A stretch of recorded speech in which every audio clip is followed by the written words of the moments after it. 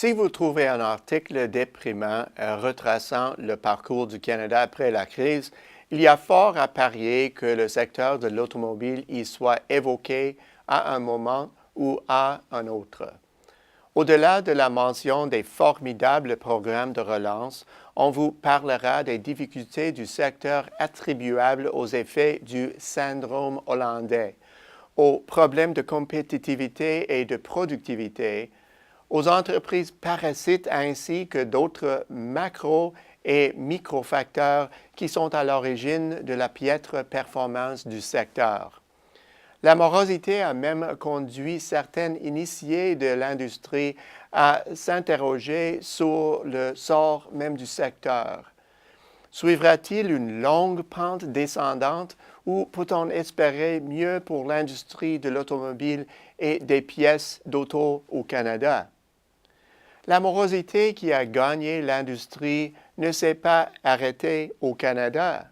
La vie de Détroit a été immanquablement citée comme la victime de la grande crise, et ce, dès les premiers jours où elle a éclaté. L'avenir des toits de Détroit était en jeu. La métropole passablement malmenée est passée du capital de l'automobile à ville fantôme.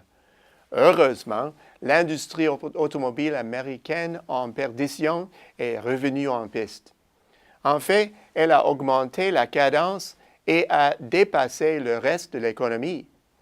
Quand l'industrie a touché le fond, le marché de l'automobile, en situation de survente, s'est trouvé dans le rouge du jour au lendemain, mais il a immédiatement redémarré et s'est constamment orienté à la hausse. De 9 millions d'unités durant la crise, les ventes américaines ont dépassé les 16 millions d'unités l'an dernier. Au départ, le Canada a participé à la relance, mais sa production stagne depuis le début de 2012. En raison de la croissance soutenue des ventes aux États-Unis durant cette période, nous n'avons, par définition, perdu des parts de marché. Le bilan est plutôt inquiétant. La part du Canada par rapport au total de la production nord-américaine est demeurée d'un peu plus de 16 de 2001 à 2008. Ce pourcentage a atteint 17 en 2009-2010, mais il est depuis en chute continue et gravite actuellement entre 13 et 14 Certes, l'industrie canadienne a dû composer avec de très fortes contraintes de capacité. Toutefois, le problème ne provenait pas de la demande, il provenait du manque d'investissement. Alors, quel pays nous a ravi ses parts de marché? Le Mexique est souvent la réponse donnée à cette question. Les chiffres le confirment-ils? Pas exactement.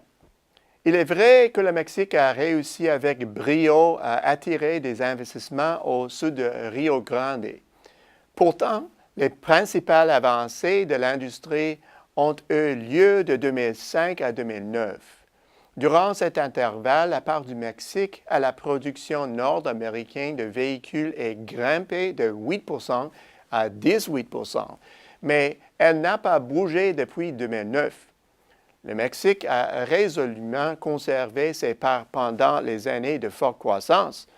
Le Canada a vu sa contribution diminuer, mais ce n'est manifestement pas la faute du Mexique. Cet honneur revient aux États-Unis.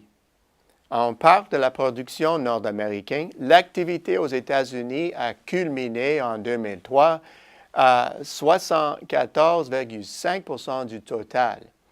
De là, elle a glissé pendant 7 ans pour s'établir à 64 En réalité, c'est le secteur américain de l'automobile qui a fait les frais de l'ascension du Mexique.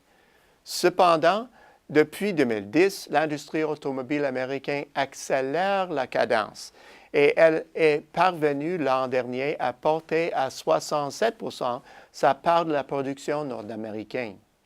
Cette tendance est résolument positive, ce que confirment d'ailleurs les chiffres.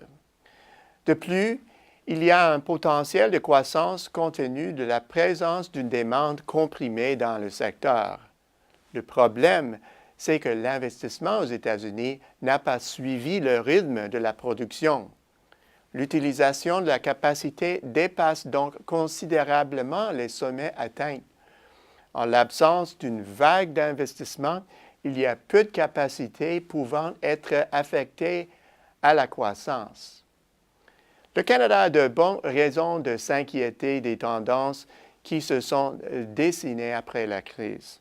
Le manque de nouveaux investissements en a incité plusieurs à se résigner en permanence à une trajectoire descendante, en quelque sorte un passage à vide du secteur. La situation s'améliore-t-elle? Le secteur automobile est particulièrement sensible à l'évolution de notre dollar, qui est plus faible ces jours-ci. C'est sans doute ce qui explique les annonces récentes d'investissements majeurs dans ce secteur.